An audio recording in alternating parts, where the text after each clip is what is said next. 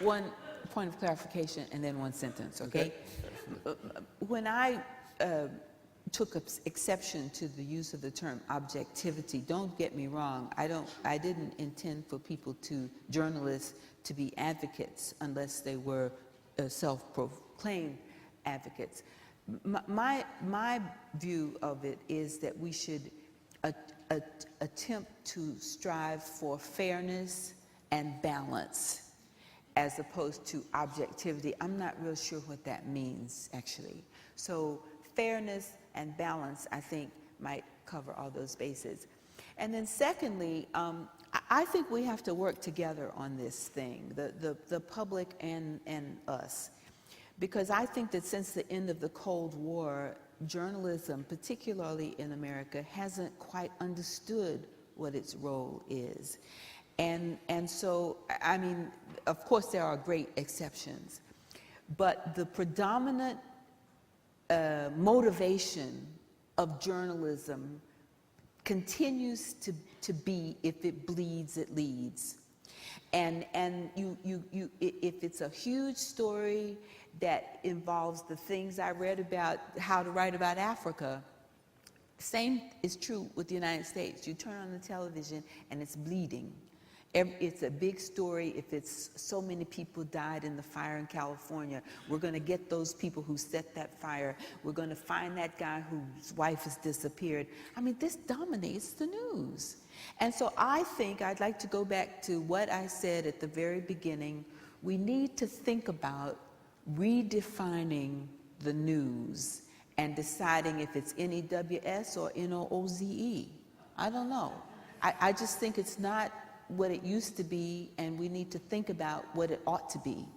Well, that brings us... Let me make one final intervention, which is an observation and then that sentence. Yes. The observation is that according to most studies, people under the age of 24 do not read newspapers. Let me repeat. According to most academic and commercial studies, people under the age of 24 do not read newspapers. When they want news, if it's 2 o'clock in the morning or 5 o'clock in the afternoon, they don't pick up a piece of paper or they don't wait for the newspaper. They go online. And so I guess my sentence would be, in some ways, trying to channeling people who are a half, a third my age, who are not represented on the panel, except for some exceptions. I think we have got to stick close to the traditions of journalistic excellence and ethics, while recognizing that these new tools are allowing us greater interactivity, content created by the readers and the audience, and an international dialogue which was simply impossible 10 years ago. And there should be a way to combine the traditions of excellence and achievement of the past while marrying that to these new technologies.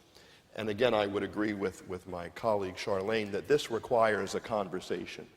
We have no answers to this. We have observations and observation points.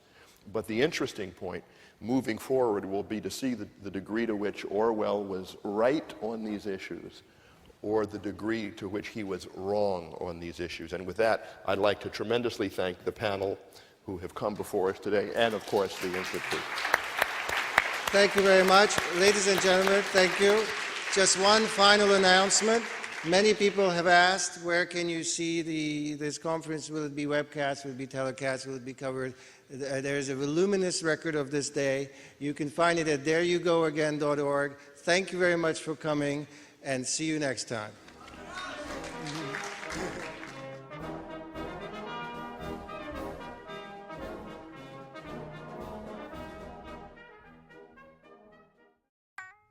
This program is brought to you by Link TV for educational and non-commercial use only.